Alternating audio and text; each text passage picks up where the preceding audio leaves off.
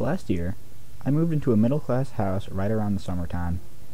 The move went smooth, and it seemed like everything was just working. Nothing broke during the cycle. I had plenty of friends to help me out. Hell, I even found $20 in my couch. Beer money? Hell yeah. Anyway, back to the house. For the first day or two, I thought life couldn't get any better. My girl was beautiful, my friends were happy, and my parents were fixing their relationship. However, I hadn't realized, until it was too late, that I was doomed to remain in this prison, which I sit in right now as I tell you this story. The first time it happened, I was in my room. I was in the zone on my Xbox. You know what I mean, where you get 10 headshots without breaking a sweat? Yeah, that. As I was kicking fat terrorist ass, I heard movement downstairs. My room was on the second floor.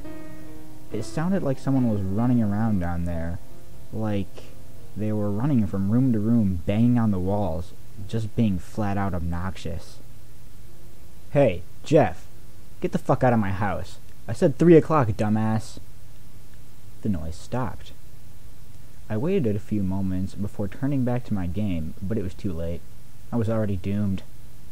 I saw it coming at me too late. A tank. Son of a... I sighed. The next few days were normal. There were no more sounds that shouldn't be there. Just the pipes, the heater, you know the sort. Yet, about 3 days later, that idiot Jeff snuck into my house and started beating up my shit. Alright, you aren't getting off so easy this time, I shouted as I charged down the stairs. As my foot hit the last step, something out of the corner of my eye moved. I looked over so fast that I got whiplash. Ah, damn it! I moaned. I didn't even pay attention to the fact that whatever was in my house had disappeared. After that, it got worse. That same night, as I laid in bed, the banging started again. Not only was it worse, but it was on my floor of the house this time.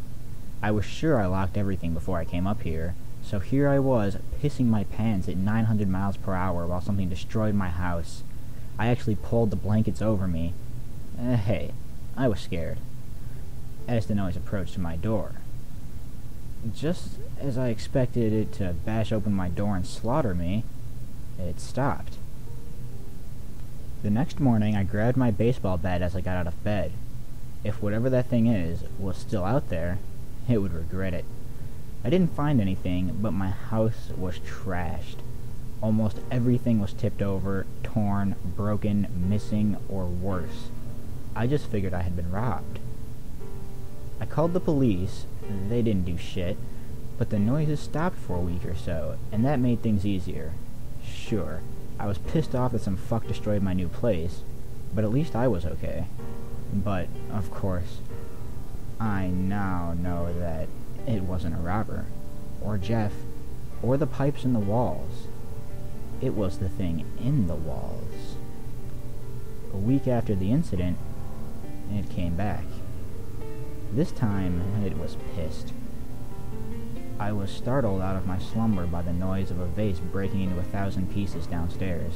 Smash it went, with little pieces still breaking a few seconds after the initial smash, as if to mock me.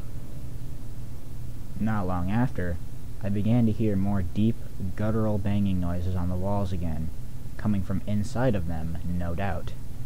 As I lay there in my bed, I let out the tiniest, quietest, timidest squeak by sheer mistake, and the noise stops.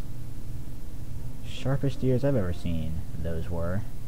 After several painstakingly long moments of silence, I released the breath I was holding, thinking it was over for now.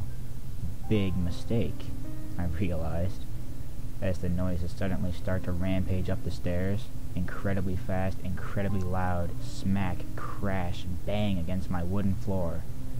The beast, which I could now accurately call it, broke my door open with an intense force, thrusting it all the way to the opposite side of the room. Being an intelligent individual, I had already hidden under my impenetrable field of safety known as the common blanket.